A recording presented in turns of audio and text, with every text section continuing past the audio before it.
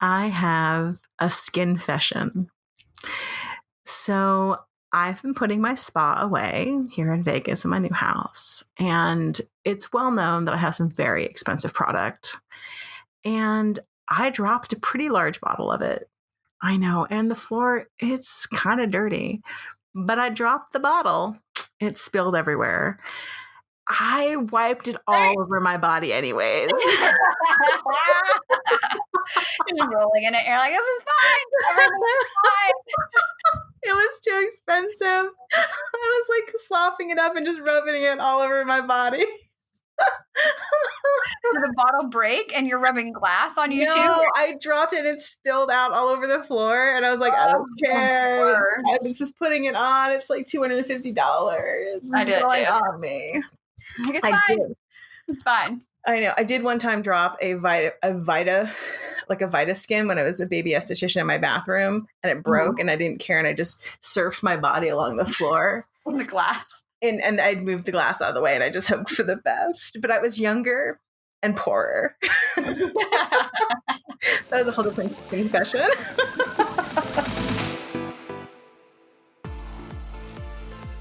Well, hello, I'm Cybil Solon. I'm an esthetician and spa owner. And hi, I'm Alex Ellis. I'm a body nerd and wellness expert, and we are business besties. And bosses, running your own business, it's hard. But we're terrible employees, so we're figuring it out. I've already figured it out, but I promise to share everything we know about what it takes to make six figures. And be brutally honest about what works and what totally sucks. I'll be honest, a bunch of it totally sucks, but let's get started. I feel like that line becomes even more and more and more accurate with each passing week of the. It does become more and more appropriate. It's really sad. Well, anyways, welcome back. You are watching, listening, absorbing Skinfessional. We're so happy to have you with us today. On today's show, we are talking about how to invest in yourself and your business, how to choose a good online course and instructor, because that's pretty much all there is as an option now, and how to get yourself set up for a better 2021. Yeah, we can't hit fast forward and just like jump ahead. So like, let's at least, till the ground and get more well prepared for next year. Could it come already? Sure. So, and I did want to say, so I do know somebody who's actually having an outside class. She's doing it in Los Angeles. Yeah, she's doing it in Los Angeles. She's having a 20-person class, and she's doing it all outside. So people are starting to do get-together classes still. Whether you feel safe in that environment is up to you, because it is like a very hands-on class. It's acupressure and facial massage. Oh, so wow. I don't know if you would feel comfortable doing that, but it is outside. It is 20 people. And she, as far as I know, is getting people who are booking. When are they doing that? Because it sounds like it's going to be hot.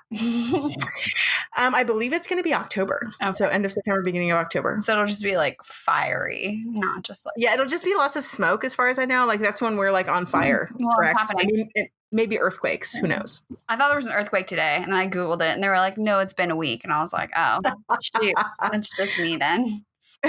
You're like, oh, it's just the planes going by, whatever. That's me. So when we were thinking about today's episode, there is educational opportunities opening back up, mostly because at this point, the whole concept of just like precautions, like it's not new anymore, So we're getting comfortable.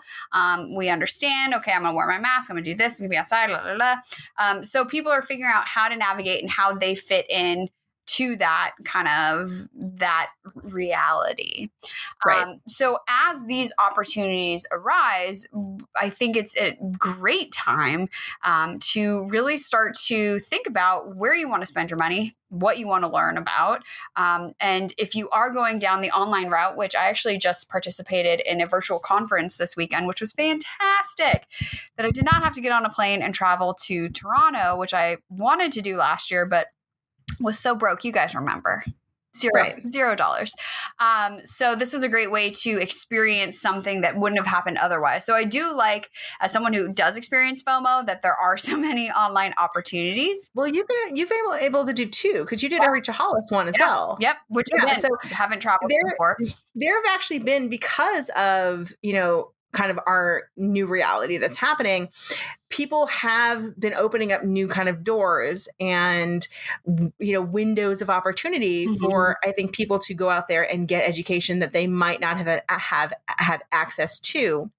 And it's been at a reduced rate as well. Yeah. And I don't actually know if that reduced rate would continue, like the conference that you went to. Would that have been as inexpensive next year? I don't know. Well, I can tell you that it is, I believe it's like a $1,500 weekend.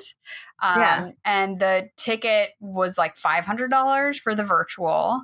I got the best friends price. Yeah. But the upside of virtual is you don't have the overhead of the ballroom rental and like all these other elements. Right. For sure, for the size of this one, there's 3,000 people from all over the world, which was really cool. We'd be in breakout rooms. Like I'm in Malta and I'm in England, and it's so cool. So there's obviously a lot of money to get the studio and to get the crew and to get the technology to be able to support that. So it's not like stuff is free. But I am super grateful that it has been more easily accessible because of, the internet, which also, to be fully honest, like I do hope that companies continue to offer virtual training in some capacity, because it makes it so much more accessible for like all abilities. Let's say, the venue isn't wheelchair accessible or something like that, or you just literally cannot leave home because of childcare or this or that. Like you still get the opportunity to learn and experience. And yeah, it's not the same, but I'm still learning. Like that's okay. I just wanted to try it out, I agree. I 100% agree. I mean, there are definitely events that I would pay extra to go and do the networking, because you pay for the networking, right? Yeah.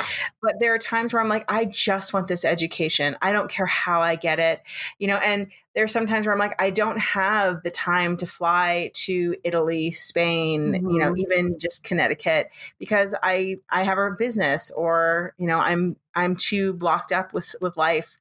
And this way you can go and get that education, and you might actually be able to get more education because you can then get the recordings.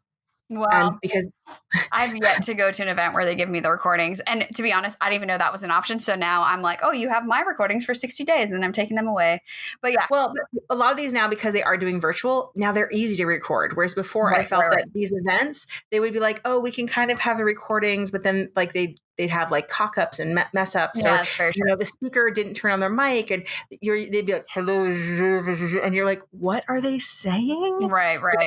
Where now these ones, they're all being recorded, and this is how it is, and they've got their shit together. Yeah. It's super true. And I think it makes it much, much easier this way. Also, even if you can't do it live, a lot of times they're like, okay, we'll have it again later in like 3 hours. You can watch it, that second one again. I don't know if you've ever done conferences where you're like, everything I want to watch is at the exact same freaking time. Yeah. And then I have 3 hours that I don't want to see anything. Yeah. It's so true. Yeah. No, for sure. I feel like it just makes it all way more accessible and just like approachable too. And just like this petty thing, but when you like the two conferences, or at least what I've experienced business wise, you're in a big ballroom with like thousands of people, and they say, okay, turn to a new person and like, talk about this thing. And it's like super loud. And I am an extrovert, but like, that's like too much like information into my brain as a highly sensitive person. And they're like, okay, come on back. And it takes them like another 5 minutes for people to stop talking. So my favorite part about virtual conferences is they do the Zoom breakout rooms, and then they click a button and broop, everybody's brought back. Oh, I'm like, sweet, we are on time, not waiting or losing time because people can't stop talking. Right. Also, you don't have as much, you don't have as many like silly questions, because everything's really, isolated, everything's really controlled. Yeah. And you don't have any of the thing where it's like, let's introduce everyone. And, you're just like, no, everything's really controlled and it's really monitored. And, we have much less wasted time, which I appreciate. Can I also just add, if you are facilitating a virtual training or virtual course or anything like that, please just promise yourself, promise all your future attendees, you will never say, okay, everyone, go ahead and unmute yourselves. Don't do it. Don't do it. Nobody wants everybody to be unmuted. We don't. And then people forget. It's just like, please, just don't do it. Control the mute. Have one person. Yeah, the best breakout rooms work when there's there's a person who's in charge of that breakout room, and then that's it. Yeah. Oh my gosh. Oh my gosh, so true. Another thing, I mean, I don't know how it is in the in like the beauty world, but in the online business world, like you're just minding your own business, scrolling through Instagram, and like boom, there's an ad for someone's course or their event or their thing or their this or their that. And so I feel like you come across people, and like anybody can have a decent looking camera and put together a video that looks kind of professional. And so you think, oh my gosh, they must really know what they're talking about, because like this looks so well done, you know? And then they don't know anything. So how is it in the beauty world when it comes to like selecting an instructor or like something like that? So I probably am not the best person to talk to about this, because when I choose a class to go to, first of all, I don't think I've done actually any virtual beauty classes. I've done 0. They've all been business classes, and they're always based on somebody who's like, hey, you should take this class because it's a good one. Beauty classes, you know, I've only ever taken them also because somebody has told me I should take them, or I've taken it and been like, wow, this was a hot mess. Yeah. Tell everyone never to take this class. Right. So yeah, that's kind of how I do it. Beauty classes, I think this is a new thing. We tend to be very hands-on. Like it's very hard to learn what we do, not, like this, and I say that. Are you there? And sorry, yep. I've been gone for like 2 minutes. That's okay. And I say that, and you actually were with me when I took probably what I considered one of the hardest classes that I expected to take with a Russian instructor. Oh, I did so for anybody watching, I did a 5-day Russian course on facial massage and body, like facial neck and massage. And I was supposed to be in Russia for it. And it was incredibly challenging. We had a Russian instructor who had somewhere completely different, a translator. We each had models. I had 5 cameras. They had 5 cameras, but it went great. Yeah. I mean, for me, it was fantastic. Alex was my model for half the time. I had 2 different models. That way I could split up the models and I could work on 2 different people. And neither person had to get overly taxed with massage for 5 hours during the day. Very much. Yeah. But I think that also my instructor was incredibly good with Zoom. Yeah. Very good with technology. And you were very good at technology as well. So like anytime we had problems, we'd be like, wait, here, try this instead. We did have the kind of cameras pre-set up with technology. I also knew a lot of what we were doing beforehand. So I was like knowledgeable in the massage techniques beforehand. I think if I had never done it before, it might have been much more difficult. Yeah, for sure. Well, and how did you find that instructor? So I found him on Instagram. I'd been looking for someone and I found him, and I just liked what he was doing. So I was literally looking through hashtags for somebody who did essentially Russian facial massage, Russian face lifting massage. And I know that you are super discerning when it comes to who you decide to work with, because I know you guys, look, we would not even be here if it weren't for Cybil and a woman named Kate McKibben in Australia who teaching, what was it? The Bloggers MBA. The Bloggers MBA, Blogger Society. Yeah. And I know you had done a lot of research to come to find her. Mm-hmm. So when you found this guy on Instagram, because I think it's super common that we just like stumble across people on Instagram, and again, it's easy to look like you have your shit together. So like, how did you determine that? How do you vet them? So how do you vet them? Exactly. How do you vet them? So I vet them. So my bullshit meter goes off when I look through their videos and I look to see like how many videos do they actually have? What is their knowledge base? So what else do they talk about? Do they just talk about the same like 3 things over and over again? Mm-hmm. Because then they, do they only know those 3 things, or do they seem to know more things? I look deep into their comments. What do they like? What are their answers? But this guy was Russian. Right. But he had a lot of videos. Like when you look in his videos, he'd have a lot of like videos on like the anatomy, like how the anatomy works. Mm-hmm. And I'm like, dude, if you understand anatomy, then you understand what the heck you're doing. Mm-hmm. And because that's what I was essentially looking for. Because I had been trained by someone else who did not talk about anatomy. And I felt that after I took the class, I was like, wow, you are just full of yourself and are, maybe very good at your job, but are not a good instructor. Right. And I'm like, I want something better than this. And so I felt that when I finished with, his name was Vlad, when I finished with Vlad, that he was incredible. He answered all of my questions. In 5 days, I was a professional and pro. I was like, I got this. This is amazing. And when I have questions now, he still is like, I'm on that. I got that for you. Don't worry about it. Nice. And he has an entire Russian course that you can take online that I have access to, and I don't understand what any of it is, but the videos are so good that I can get I get them. Yeah. I think that's another great thing. It's just like go through the free content that they're putting out. And if there's not free content, then probably not. Yeah, 100% true. So like Kate McGibbon had a bunch of free content, and it was all very solid, good knowledge. Do they have webinars? Right. Is their webinar good content, or is it just like me, I'm so hot and amazing and everything I know is incredible? You should buy my stuff. Yeah, buy my stuff because I'm amazing. I'm having PTSD of poor choices I've made after webinars like that. Other people that I've really, really liked, I've also, I've asked them questions. So I've sent questions over, and do I like their answers? Because you have to also like the feel of that person as well. Yeah. Right. So you have to like get along with like their vibe, I guess. You don't want to have a person where you're like, that person's an asshole. That person's a bitch. I don't like how they like talk to people, how they interact with other people, and so those are important things to me. One of the instructors I really dig, her name's Jane Mann. Jane Mann out there, she's incredible, guys.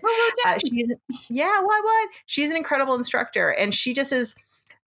Instructors that are really good tend to just like want to give you knowledge. They just want to give you knowledge. They're not like, oh, you're going to have to pay me for that. Right. That's such a good point. Yeah.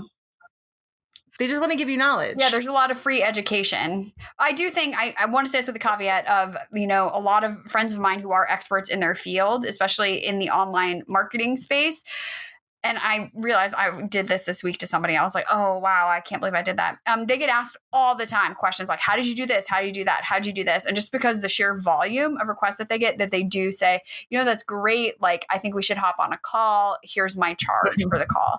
So if you get that, don't just be like totally turned off. Just know that is a response to too many dumb questions and people stealing their time for free, Right. That is absolutely true. And you should be paying for those things. If somebody's like, hey, so one of the things that especially like entrepreneurs or people like us, business people will be like, hey, could I just like pick your brain?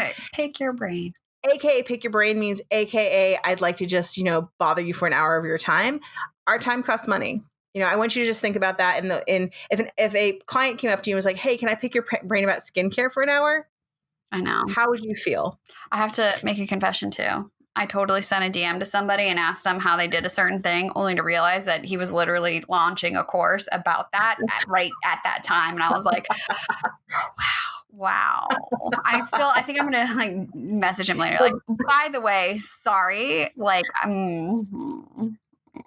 but that's okay. So you just, he should immediately send a thing being like, great, I have a course for that. Yeah. You're my perfect client. Excellent. That's what he said. And then I looked at his course and I was like, oh, actually I wanted to see how you make the sausage. I don't want to make the sausage with you. So thank you for linking me to this. And now I can see how it works. There you go. So you never know. But yeah, so but anybody who, straight up is just constantly just pushing you away. Yeah. Without at least like saying, hey, I have a course for that, or I do this for that. That's a whole nother thing. But if there isn't any kind of free education, or they don't have like a guide, or they're not at least willing to like answer you, they just ignore you. Yeah. I worry. Well, and even if it's not necessarily free, I know like that's a very, very common model. I have it as well. If they have like a low cost. So like if you can pay $27, $37, $47 and learn something from them, that's a great way to kind of dip your toe in the water without making a bigger investment, like a course or a weekend of education or something like that would be. But you say that, but you have a ton of free content on your YouTube channel, on your Come on. Facebook. Mhm. Facebook. Yeah. So when you say, oh, they have, yes, you have low content, but you have low cost content, but you have a lot of free content as well. Yes, that is You know, right. it's not all behind paid walls. Which why it cracks me up when people are like, how dare you try to sell me something? And I'm like, oh, I forgot my lights stay on with your likes on Instagram. Right. Well, I think we're speaking to a bunch of people out there who, listen, we all make money from somebody. Yeah. So just keep that in mind when you're like, oh, they told me that I had to pay for something. Yeah, people, we make money. Yeah. By people paying for things. For the things that are up in our heads. Right. Service industry. This is how we work. Right. Yes. Okay. I want to add another just like life lessons learned from Alex. It's also really important. Like, definitely social media gives us a glimpse into the world of a person we may be investing with. And I think it's really important to be with somebody who aligns with your values. Which to me, in hindsight, is different from someone who is doing what you aspire to do. Like, I think that those aren't always the same thing. Yeah. So you know, I got caught up, you guys. I wanted the flashy stuff too, only to find that this person did not align with my values. So yeah, but you can gauge that from, you know, listening to podcasts, following them on social, engaging with them in their comments, in their DMs, you know, however you can, like, have conversations, even just like casually. And like you were saying, how are they interacting in the comments, and how do they interact with people? Because that is a reflection of how they are going to react and interact with you, even when you pay them. And if you think, oh, well, things are going to be fixed because I just paid them $2,000. No. Right. So I'm going to have Alex talk about that just a tiny bit more, because that is actually a little vague for some people. Okay. So when Alex is talking about aligning with your values, so if you feel at any time that something feels not right to you, or it feels icky, but you're like, oh, but I want to be living that $1 million life. I want to be driving that car. You know, I want that. Right. There's a difference between looking at somebody and being like, I want that life, and looking at something and being like, but I don't want to do that to get there. Yes. 1,000%. Right. Mm-hmm. Right. And in this, especially in our industry, you know, we see that a lot. Mm-hmm. Okay. I think in our industry, we see it all the time.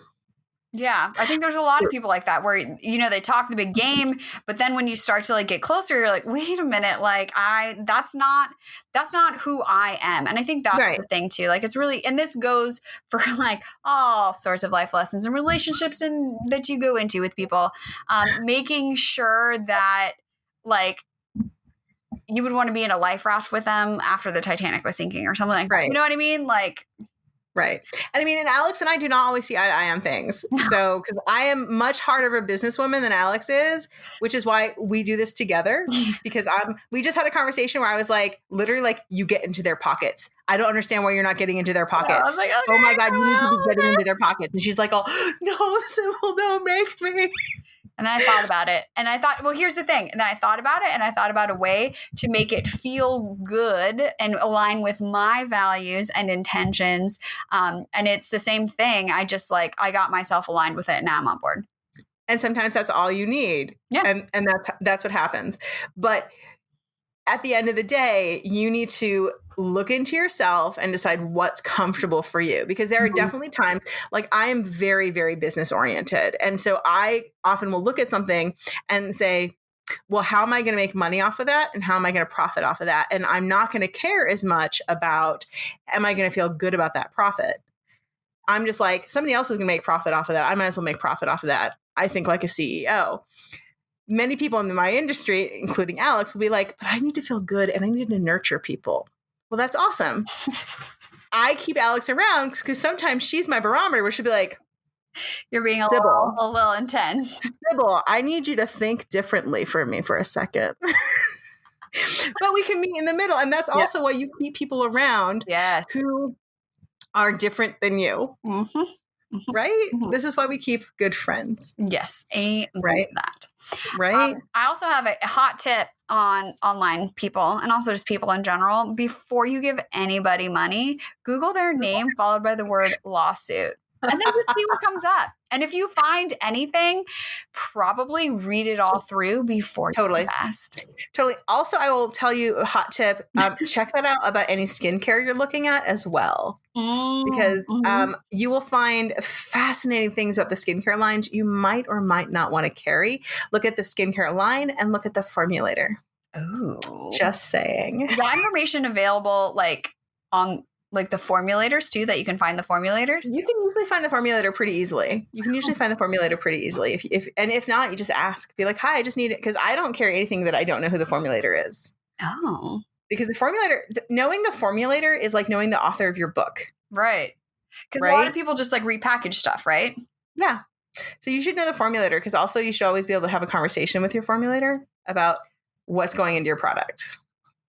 If you can't have a conversation with your formulator, you shouldn't be carrying your product, in my opinion. Right. Yeah. Right? I mean, if you can't talk to your chef, why are you eating it? Right. It's behind the curtain. You can't talk to them. But also, I'm hardcore about what goes in my skincare. So, yeah, everybody is. Some people are like, whatever, I don't care. And that makes it different. I do need to say, so I was texting you about ingredients because you have done such a great job. And I feel like you could lean into this about teaching your clients how to read labels, because that was a big thing that you've done for me. And so I sent you the ingredient label, like, is this okay? And then I can't remember exactly what you said, but the product that then the person in question brought back like, oh, I was given this by my doctor. The first ingredient was alcohol, and it's for a skin irritation. Is that normal or is that weird? Exactly. And I was just like, of course, the first ingredient should be like water. Right. Okay. Exactly. Okay. Creepy stuff. But is my judgment right? I don't know. And once again, why you can't trust doctors, because they don't know what the hell they're doing when it comes to skincare. That's not their job. Their job is to diagnose you, and then they have reps that come in and say, "Hi, this is a cool product." And they're like, "Awesome, I'm going to give this product away and sell this product, and then go to Hawaii." Awesome. Actually, I think that's probably going to like Bali and Fiji. Yeah, that's what they're going to do. That's how it's going to work. That's not how I do it. No. It's not how it works for me. So other things that I think that are really important when thinking about going to classes is looking at the value that course is going to give you. And we've talked about this before, but is that class going to make you money back or help you, like you in any other way? So most times I look at it as like, will this increase a profit for me? Will it increase my education to the degree that I can bring it into my studio and, increase my value to my clientele in a profitable way, right? So not just be like, ooh, I wanted to take this course because it sounds really cool and everyone's taking it and I want to do that. Nothing wrong with that, but that's actually not going to make you money at the end of the day. Now, if you're like, I want to go see Rachel Hollis talk because she's going to change my life and inspire me, that is a whole other reason to go. I got thoughts about her now too. I don't know if our value. No, just kidding. But here, I do have a story though about this. About I think too. You're not that. I don't think you're this way. I know I'm highly emotionally invested in courses, and I get wrapped up into the sales pitches. So this past weekend, I did Tribe Live with Stu McLaren, who's like the boss when it comes to recurring revenue and creating memberships online.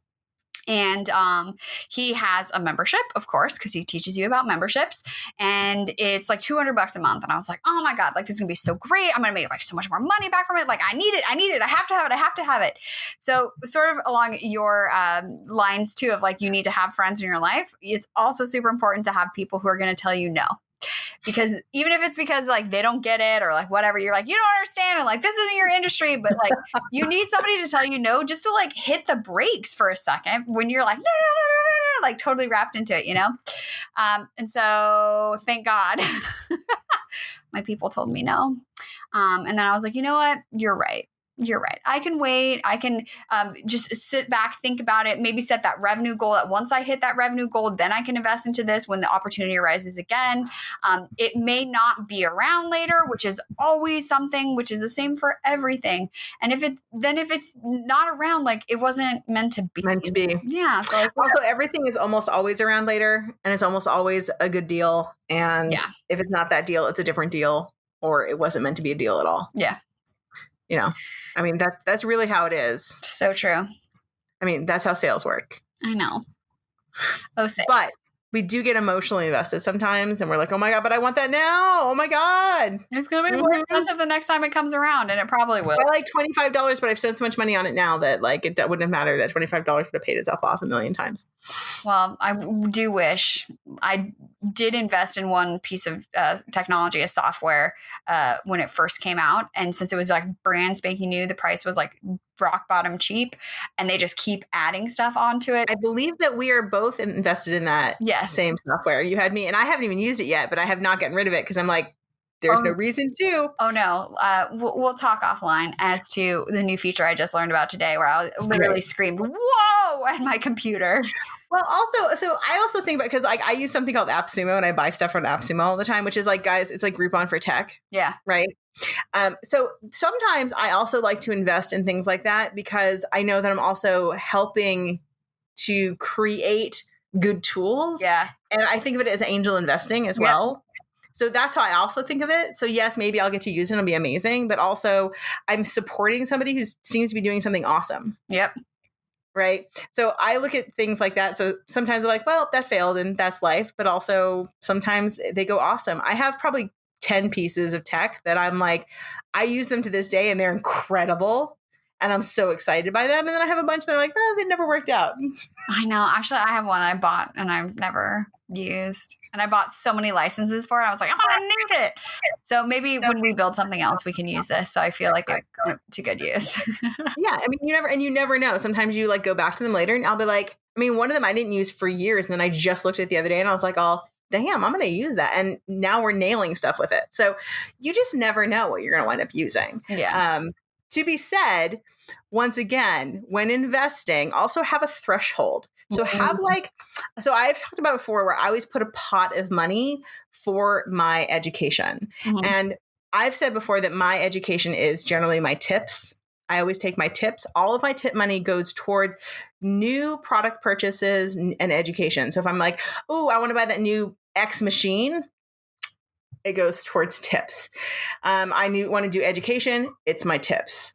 And if you tell your clientele that, they get really excited, especially if you're like, well, I'm only about $3,000 away. So if you wanted to give me a little bit of bonus, guys, I'm getting real close. Ooh, you gamify it. Right? It never hurts to put it out there that that's what you're doing. And when you get it, you hype it. You're like, hey, guys, I'm taking that course. Thank you guys so much for sending me. Right. Yeah. Right? My education is yours. And whenever I do a discount on the new services, it's because my client sent me. Right? So I mean, yes, I'm learning how to do it, but it's because you guys sent me that it's. And then they win too once you've already got it, because now you get it at a discount. And the new machine or whatever, it's discounted for the first like 4 months, and everybody can buy it at a discount because you all sent me, and it's a new machine, and you all helped me buy it, etc. Nice. I like that. Right. So these are the things that when you're thinking about investing in, you're thinking about the cost that it's going to cost you. How much is it going to benefit you, but for really? And is it worth it long-term for you? Right. So, are you just hopping on a bandwagon of like, this is going to be the best, but like, it's just the same as something else. You're just buying in because you don't want FOMO. Don't do that. Don't be like me. Right. So Alex, when you're choosing a class to take, what made you really excited or really want to take this last class that you took? First of all, the price. Okay, price point. We talked about price point. Important. Yeah, it was $47, you guys. Like, that was one that I didn't have to talk to my no people, because I was like, nope, I can pay for that cash out of my wallet. Like, it's good. But as far as like then taking that next step to invest in the ongoing membership, one thing I guess, that I started this year is I have a spreadsheet with my numbers where I combine, because as a LLC solo member, like, I am me and me is the business, and it's all essentially the same. So I do have a spreadsheet that combines my personal and business expenses and income to just really see, like, at the end of the month when it's all levels out, like, how much profit do I have? Not just like in my business, but also my personal stuff. And I didn't have the profit to sustain it. So I was like, oh, well, this would be dumb, because even if I know, for me personally, because again, as you guys know, I've got debt, I'm paying it off. It makes zero sense to go deeper in debt to something where I'm like, well, it's going to work, because there are so many things that don't. Right. You don't know. No, you don't know. So for me, it was because I know my numbers and I had the people to put the brakes on for me so that I could then be like, oh, yeah, you're right. I think that is so much more valuable than just like buying stuff willy nilly that you're never going to use, that you haven't really thought through, because then you don't. I don't think appreciate it is the right word, but then you don't use it because you're not Right. like literally and figuratively invested in it in the same way. Right. Absolutely. So when making the decisions to do it, or to take that class or to invest, essentially you're investing in yourself and your business. You're doing both because you are making the decision to make this investment. You need to really think about, and that's why I would say make a cap, have that cap in mind, right? You got to have this cap and you have to know what you're doing, and and it also helps you stay real about what you're investing in. Mm-hmm. It also really helps when you like take a look and you're like, how much is this going to bring back? So Alex, you looked at this $200 every month and you said, will I be able to make this money back and more? I mean, the answer is yes, but I think, again, the whole financial picture is I still have all this debt to pay off. So why would I be incurring more debt that isn't nothing to Right. guarantee, you know? That it's the guarantee. Yeah. It's the guarantee. Right. So you're like, would I guarantee to make this money back and more and enough to pay for this long term to be worth the investment now? And the answer came out to be no. Right. Now, ask her that a year from now, 6 months from now, the answer might be different. Yeah. You might be in a different place. Who knows? And I mean, I've been there before. I've definitely looked at machines. I've looked at classes and I'm like, it's probably just not the time for that right now. Right. You know right. what? It's just not right this second. It's probably just not the time. Making the decisions. And that doesn't mean I haven't made bad decisions before. I've definitely been like, I'm in on this. I'm doing it. And then later I was like, I made a poor choice on this. It was a bad choice. I fucked up. Yep. Well, I fucked up. I think that there's absolutely value in, and this is something that like after I got out of my last long-term coaching relationship, I promised myself that, I didn't want to get into a long-term ongoing relationship again with like a business type of situation where I'd be looking to them for what do I do next? Because I'm a doer. Meaning like they say, okay, you should do this. I'm like, okay, boom. And I'm going to implement it in like 48 hours and I'm going to make it happen. And I have had such value in the last almost year of not working closely with somebody and really being able to hear my own voice again as to, how I work with my customers and how I do customer care and like all of that. And it's not like crowded anymore with somebody else's opinion.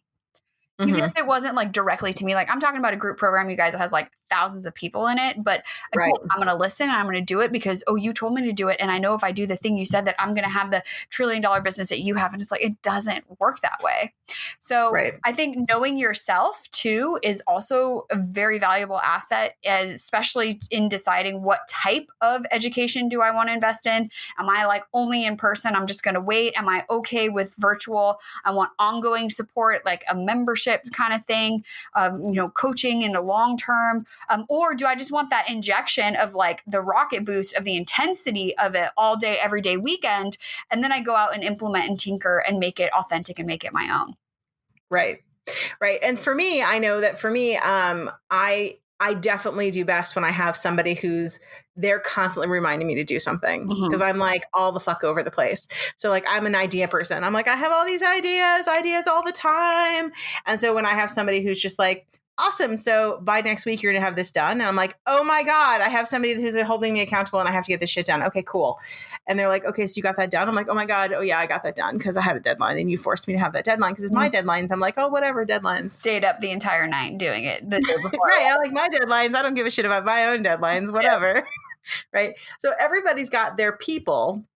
Or is that they got their strategies, and you have to figure out who you are and what works best for you.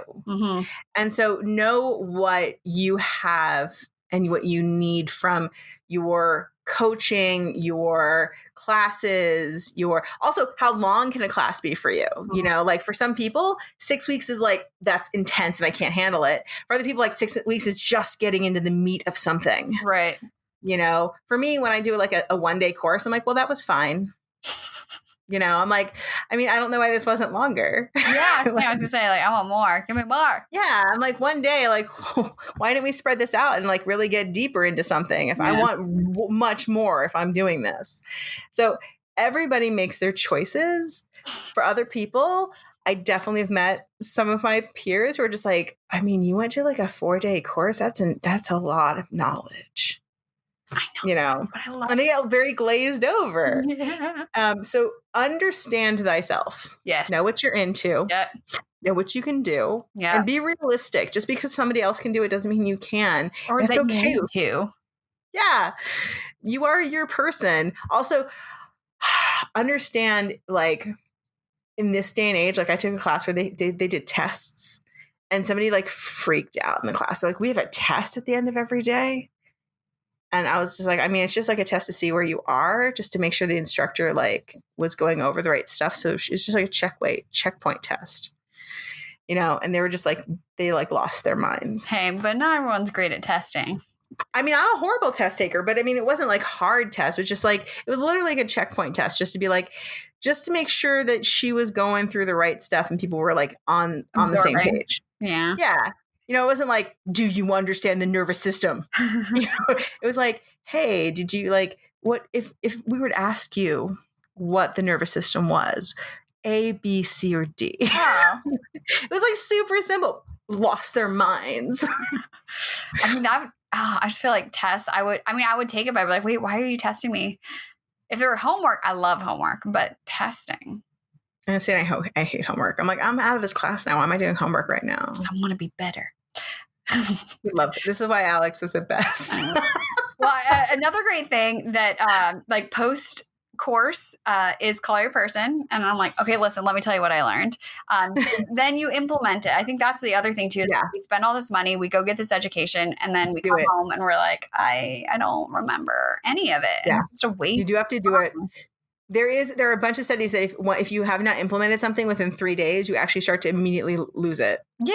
So you have to implement it. After I did that course, I had Alex there and I was working on my boyfriend. I was like, I got to do this because otherwise I'm just going to lose it. Yeah. Guys, my skin has never looked so good as it did in that month. I know. And once my bed is set up again, I'm going to be doing all of these again.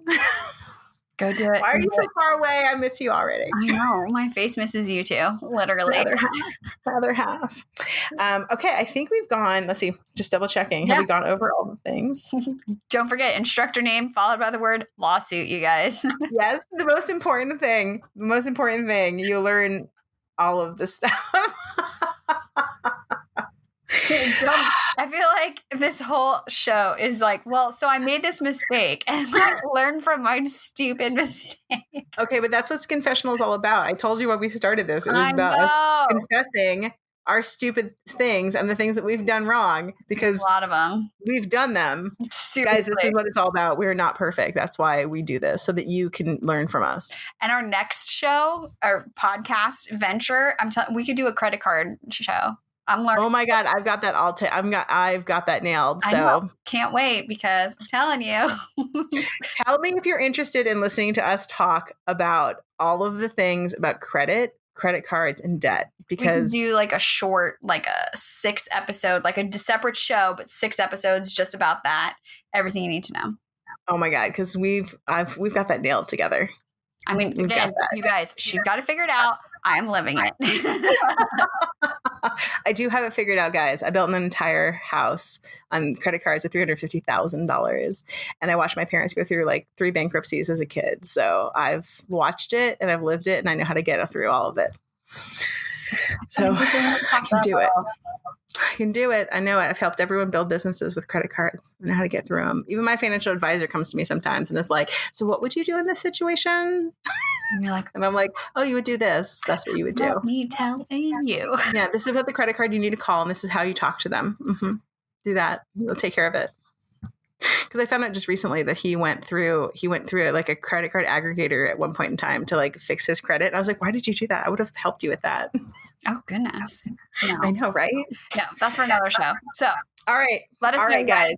Are you investing in education? How is it going? What's going on? What are you thinking? Have you not Googled your instructor's name followed by the word lawsuit? You will. That's what you're going to do next. Tell us everything. You can hit us up on social. We are at Skinfessional, or you can find me at Hala Famala or Cybil at Your Skin Fitness Expert. And we have a Skinfessional box. Yes, we do. And if you haven't called it, do, because this is the first week I haven't received any messages, which makes me sad. Not even ones about like naked people or anything. I was very sad. People.